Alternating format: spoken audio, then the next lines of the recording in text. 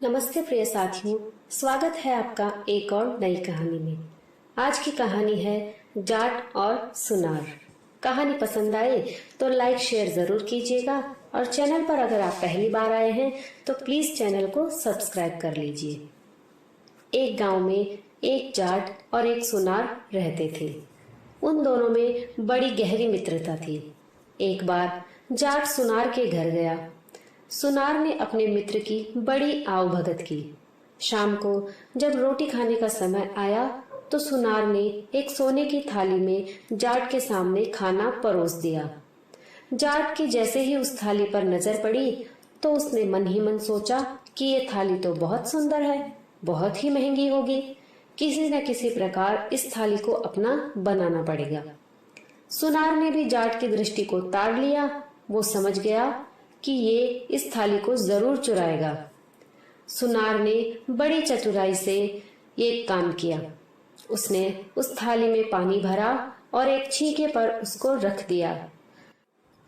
उस छीके के नीचे ही उसने अपनी चारपाई बिछा ली और लेट गया। सुनार ने मन में सोचा कि यदि मेरा मित्र इस थाली को उतारेगा तो पानी गिरने से मेरी नींद खुल जाएगी। अब रात को जाट उठा और धीरे से थाली को छूकर देखा तो पता चला कि इसमें तो पानी भरा है। जाट ने चूल्हे के पास जाकर राख छानी और थोड़ी थोड़ी करके इस थाली में डालता गया। आखिर में राख ने सारे पानी को सोख लिया। जाट ने थाली को इस तरह से उतारा कि सुनार को पता भी न चला। सुबह सुनार जागा तो देखा कि थाली गायब थी। जाट ने वो थाली रात को ही गांव के बाहर एक पानी के गड्ढे में छुपा दी थी और इस दौरान उसके पैरों पर पानी और गीली मिट्टी का निशान बन गया था। अब हुआ ये कि सोते वक्त जाट का एक पैर चादर से बाहर निकला रह गया। सुनार ने पैर पर पानी का निशान बना देख लिया। वो समझ गया कि थाली को पानी के गड्ढे में गाड़ दिया गया है। उसने सूत के धागे से पानी और पैर के निशान का नाप लिया और उसी गहराई तक गड्ढे में घुसकर पानी में टटोला तो उसे थाली मिल गई। सवेरे जाट भी जागा।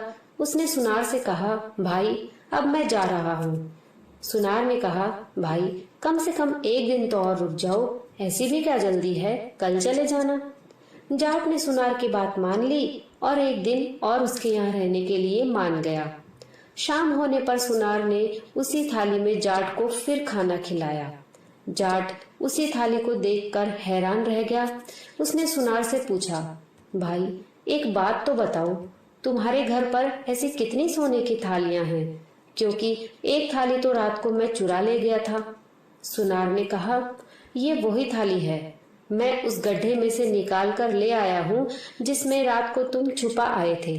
इस पर जाट ने कहा, मैं तो खुद को ही ज्यादा चतुर समझता था, पर तुम तो भाई मेरे भी गुरु निकले। हमें अब अपने दोनों की चतुराई का लाभ जरूर उठाना चाहिए। कहीं कोई व्यापार करने चलते हैं, चलो। इस पर सुनार ने अपनी सहमति जताई और दोनों व्यापार करने के लिए घर से निकल पड़े। चलते चलते एक शहर में पहुंचे। आगे चलकर उन्होंने देखा कि बहुत से लोग एक लाश को लिए शमशान की ओर जा रहे थे। सुनार ने जाट से कहा, लगता है कोई बड़ा आदमी मरा है, हमें अपना धंधा यहीं से शुरू करना चाहिए। शमशान में जाकर जहां लाश जली वहीं उन दोनों ने एक सुरंग बनाई। उस सुरंग में सुनार को बिठा दिया। जाट सेठ के बारे में सब पता करने के बाद सेठ के घर पहुंच गया। वहां आकर उसने पूछा कि सेठ जी कहाँ हैं? तो सेठ के लड़कों ने कहा, उनकी तो मृत्यु हो गई है, अभी अभी हम उनको जलाकर ही आए हैं। ये सुनकर जाट बड़े जोर जोर से रोने लगा। सेठ के लड़कों ने उससे रोने का कारण पूछा तो जाट ने कहा, सेठ जी के पास मेरे 10,000 रुपए जमा थे, अब मुझे कैसे मिलेंगे? सेठ के लड़कों ने कहा, यदि बही खाते में रुपए जमा होंगे तो आपको आपके रुपए मिल जाएंगे। बही खाता देखा गया पर कहीं भी जाट के नाम से रुपए जमा होने की बात नहीं लिखी थी। तब जाट ने कहा, हो सकता है सेठ जी ने मेरे पैसे बही में न लिखे हो, पर मैंने रुपए तो जरूर जमा कराए थे। आप सब लोग शमशान में मेरे साथ चलो। यदि मेरे रुपए सच्चे हैं तो सेठ जी खुद ही बोल देंगे। सेठ के लड़कों ने जाट की बात मान ली और सब मिलकर शमशान पहुंचे। सेठ के लड़के जाट को चिता के पास ले गए। चिता के पास खड़े होकर जाट ने आवाज लगाई, अरे ओ सेठ जी, मैंने जो 10,000 रुपए तुम्हारे पास जमा किए थे वो बही खाते में नहीं मिल रहे हैं। अगर मैं सच बोल रहा हूँ तो हाँ बोल दो, नहीं तो ना बोल दो। चिता के पास सुरंग में बैठे सुनार ने आवाज लगाई, बच्चों, इस आदमी के पैसे मेरे पास जमा थे, इसका एक एक पैसा चुका देना, नहीं तो मुझे नरक में जाना पड़ेगा। सेठ के लड़कों ने इसे अपने पिता की आवाज समझा और घर आकर जाट को 10,000 रुपए दे दिए। रुपए पाकर जाट ने सोचा कि सुनार को मरने दो, सब रुपए अपने ही घर ले चलूं। इधर सुनार ने भी सोच लिया था कि इतने सारे रुपए लेने के बाद वो मेरे पास बिल्कुल भी नहीं आएगा, अब तो कोई और ही उपाय सोचना पड़ेगा। सुनार ने बहुत ही अच्छे जूते और कीमती जूते खरीदे। जूतों को लेकर वो उसी रास्ते पर गया जो जाट के गांव को जाता था। सुनार ने रास्ते में एक जगह पर उस जोड़ी में से केवल एक जूता गिरा दिया और दूसरा जूता आगे चलकर कोई 100-200 गज की दूरी पर गिरा दिया और खुद छिपकर एक जगह पर बैठ गया। जाट रुपयों की गठरी लेकर आया। उसने रास्ते में पड़ा एक जूता देखा। जूता उसको बहुत पसंद आया, पर एक जूते का वो क्या करता, ये सोचकर उस जूते को छोड़कर वो आगे चला गया। आगे जाकर दूसरा जूता भी उसे रास्ते में पड़ा हुआ मिला। जाट ने सोचा, ये जूता तो उसी जूते के साथ का है। ये सोचकर उसने रुपयों की गठरी तो वहीं रख दी और उस पहले जूते को लेने चला गया। इधर वो जूता लेने गया और उधर रुपयों की गठरी को सुनार उठाकर अपने घर की ओर चल दिया। अपने घर पहुंचकर उसने अपनी स्त्री को सारी बात बताई और उसे समझा दिया कि यदि वो जाट आए तो उसे मेरे बारे में कुछ भी मत बताना। मैं एक कुएं में जाकर छिप जाता हूँ, तुम कुछ दिन तक मेरा खाना वहीं पहुंचा देना। ये कहकर उसने वो रुपए एक बर्तन में रखकर आंगन के बीच में गाड़ दिए और वो एक बिना पानी के कुएं में जाकर छिप गया।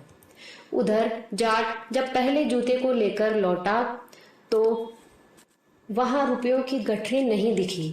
उसे ये समझते देर नहीं लगी कि ये सब सुनार की करतूत है। जाट सीधा सुनार के घर पहुंचा। सुनार की स्त्री ने जाट को घर आया देखा तो बोली, मेरे पति को कहाँ छोड़कर आए हो? वो तुम्हारे साथ ही गए थे। जाट ने उत्तर दिया, क्या वो अभी तक घर नहीं आया है? सुनार की स्त्री ने कहा, नहीं, वो अभी तक घर नहीं आए हैं। जाट समझ तो गया कि सुनार की स्त्री झूठ बोल रही है, वो जरूर आ गया है, किंतु उसके पास अब कोई चारा नहीं था।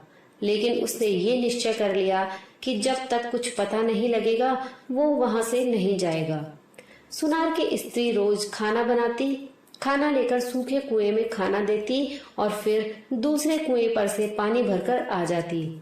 ये उसका नित्य का काम था। इस प्रकार कई दिन बीत गए। एक दिन जाट चुपचाप उस सुनार की स्त्री के साथ पीछे पीछे चला गया और उसने देखा कि कुएं के पास जाकर उसने आवाज दी, लो रोटी। जाट सारी बात समझ गया। दूसरे दिन जाट उस सुनार की स्त्री के जैसे कपड़े पहनकर रोटियों की पोटली बांधकर उस कुएं पर पहुंच गया और उसी प्रकार आवाज बनाकर कहने लगा, लो रोटी। फिर उसने कहा, वो जाट तो चलता ही नहीं, मेरे पास कुछ रुपया पैसा रहा नहीं है, क्या करूं? सुनार ने भीतर से कहा, आंगन के बीच में जो रुपयों की हांडी दबी पड़ी है उसी में से निकाल लिया करो। इस प्रकार जाट ने रुपयों का पता लगा लिया। सुनार की स्त्री रोज की तरह रोटी लेकर गई और आवाज लगाई, लो रोटी। सुनार ने कुएं में से कहा, अभी तो दे गई थी, फिर ले आई। सुनार की स्त्री बोली, मैं कब आई हूं? सुनार ने तुरंत जान लिया कि जाट चालाकी से रुपया ले गया है। वो बोला, अरे भगवान, जल्दी से मुझे कुएं में से निकाल। जाट तेरे जैसे ही कपड़े पहनकर आया था, अब तक तो वो सारे पैसे ले गया होगा। घर आकर उन्होंने देखा कि आंगन खुदा हुआ पड़ा है और सारा धन गायब है। जब सुनार की पत्नी रोटी लेकर सूखे कुएं की ओर गई, तब तक जाट सारा धन लेकर चंपत हो गया था। दोस्तों, कहानी समाप्त होती है। कहानी पसंद आई हो तो प्लीज लाइक शेयर जरूर कीजिएगा, कमेंट करके मुझे जरूर बताइएगा। और चैनल पर नए हो तो प्लीज आप सभी से मेरी रिक्वेस्ट है, प्लीज मेरे चैनल को सब्सक्राइब कर लीजिए, क्योंकि मैं रोज आपके लिए ऐसी ही अच्छी अच्छी कहानियां लेकर आती हूँ। कहानी पूरी सुनने के लिए आप सभी का बहुत बहुत धन्यवाद।